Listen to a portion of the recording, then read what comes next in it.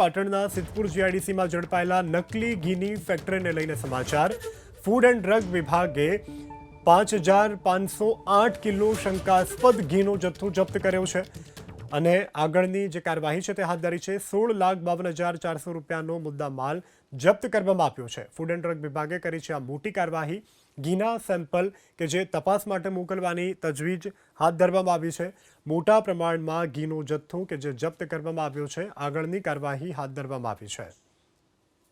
પાટણના સિદ્ધપુરની અંદર આવેલ જીઆઈડીસીની અંદર શંકાસ્પદ ઘી બનાવતી એક ફેક્ટરી ઝડપાઈ છે. દ્રશ્યોમાં બતાવીશ કે મોટા પ્રમાણની અંદર ઘીનો જથ્થો હાલ મળી આવ્યો છે. અલગ અલગ પ્રોડક્ટથી આ ઘીને માર્કેટમાં વેચવામાં આવતું હતું તેના આ દ્રશ્યો છે. અહીંયા ફૂડ એન્ડ ડ્રગ્સ વિભાગના અધિકારીઓ પહોંચાશે તેના આ દ્રશ્યો છે કે જ્યાં આ તમામ જે ઘી છે તેને સીઝ કરીને તેના સેમ્પલ લેવામાં આવી રહ્યા છે. હાલ આ જે સેમ્પલ છે તે લેવામાં આવી રહ્યા છે. અહીંયા દ્રશ્યોમાં બતાવીશ કે જે આ પ્રોડક્ટ છે આપ સમજી શકો છો કે જે આ પ્રોડક્ટ છે જૈનમ નામથી આ ઘી હતું તે પ્રોડક્ટનું ઘી છે. સાથે કયા કયા પ્રોડક્ટનું ઘી અહીંયા વેચાતું હતું તેના હું દ્રશ્યો બતાવીશ કે મિલ્ક શુદ્ધ દેશી ઘી, ડેરીવાલા ઘી, અયોધ્યા ઘી, આ જે ઘીના નામો છે તે નામોથી માર્કેટમાં ઘી વેચાતું હતું. અહીંયા ફેક્ટરીના માલિક છે તે પણ ઊભેલા જોવા મળે છે. તેમનું નામ શું છે તે પણ જાણીશું. સાહેબ, શું નામ આપનું? આપનું નામ શું? મંજૂર અહેમદ. મંજૂર રહેમાનભાઈ, આપ કઈ પ્રકારનું ઘી બનાવતા હતા? ભાઈ બંધ કરી દો. કયા પ્રકારનું ઘી બનાવતા? ભાઈ હવે ફૂડ વિભાગના જે સાહેબ છે એ બધું જે સેમ્પલ લેવાયા છે, હવે રિપોર્ટ આવે એના ઉપર આપણે જોઈને છીએ. બાકી મારે તો કાયદેસર જ છે.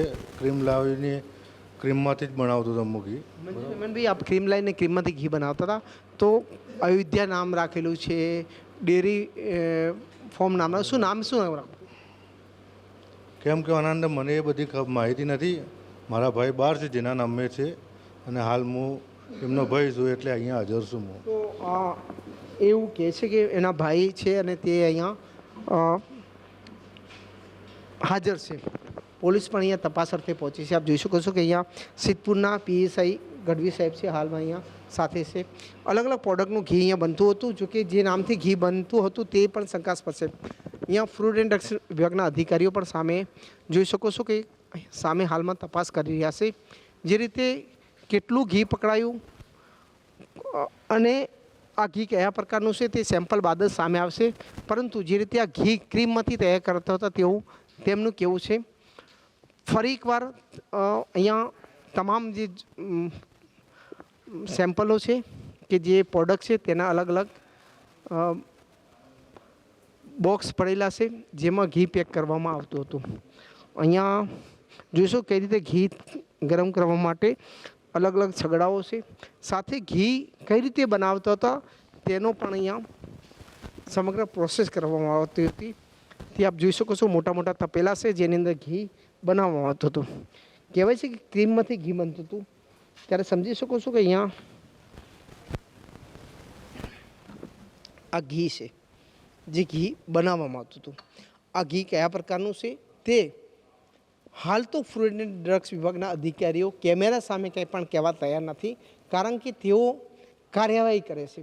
કેટલું ઘી પકડાયું છે, કયા પ્રકારનું ઘી છે અને આ ઘીને કયા પ્રોડક્ટથી વિકાતું હતું તે મુદ્દે ફૂડ એન્ડ ડ્રગ્સ વિભાગના અધિકારીઓ કાંઈ પણ કહેવા તૈયાર નથી.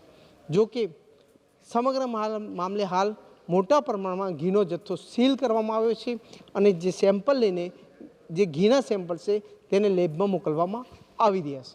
હારૂન નાગોરી, એબીપી અસ્મિતા, સિદ્ધપુર.